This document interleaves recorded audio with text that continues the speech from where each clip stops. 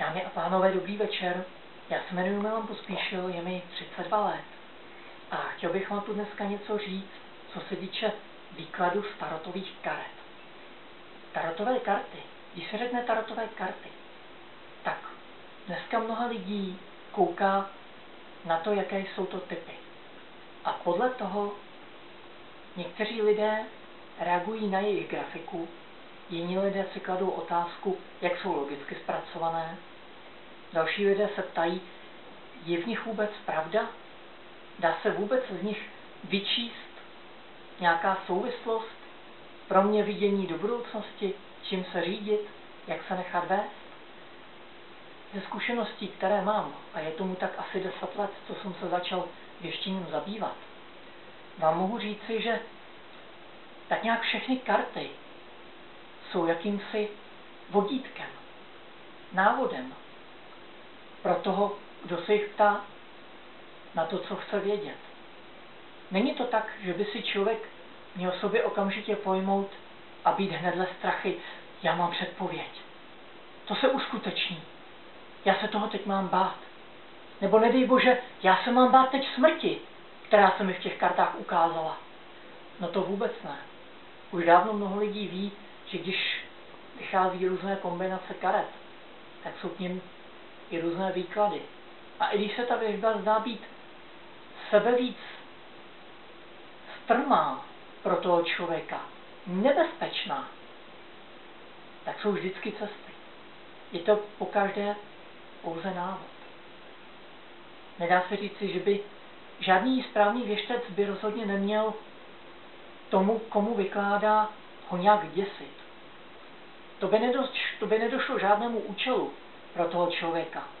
To by ho nenasměřovalo k žádné cestě jeho životem. Přejdeme teď trošku k jinému tématu.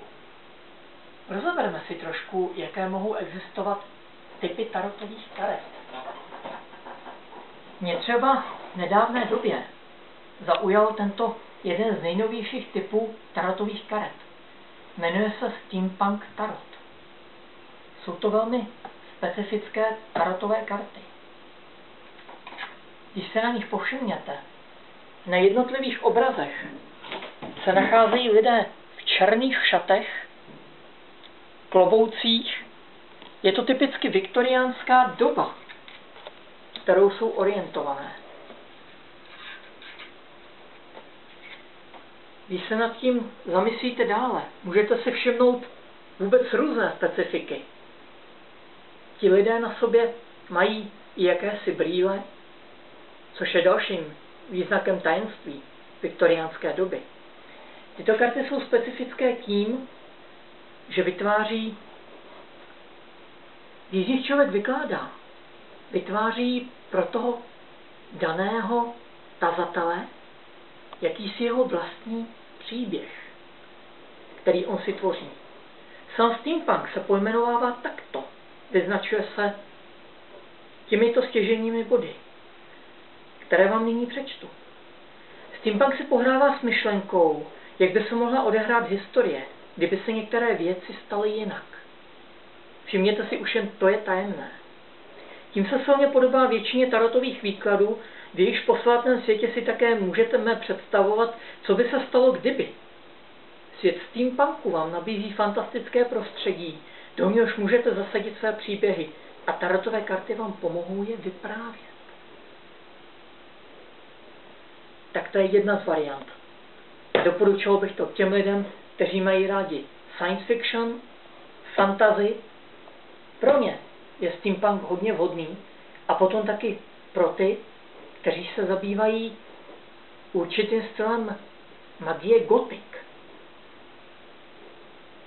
Dalším takovým typem může být zlatý tarot. Ten mají rádi zvláště ženy pro jejich grafické a krásné zpracování. To jsou spíše karty, které jsou orientované, jsou od italského autora Ciro Marchetti, který je kreslí. A tento italský autor, samozřejmě je to Ital, takže nezavdal si nic na těchto kartách, na jejich grafickém zpracování, co se týče i lehkého erotična. Takže na některých kartách dal náboj těmto kartám.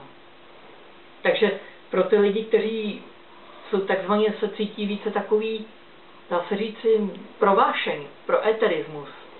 Takže pro ně jsou v celku vhodné tento zlatý tarot, ale i samozřejmě pro ty, kteří mají rádi grafická zpracování. Od mnohých svých kolegů, kteří se zajímají věštbou, tak o zlatém tarotu hovořili jako o kartách, kterým v celku dávali přednost. Protože ta sama grafická zpracování na těchto kartách hodně dopomáhají. Nemusí být tolik u nich známa logika. A když se jednotlivé karty, jejich motivy dávají dohromady různým stylem věštby, tak jejich grafická část velmi napomáhá. Pak je tu ještě jeden typ karet, který bych vám rád představil, a to jsou mystická Lenormand.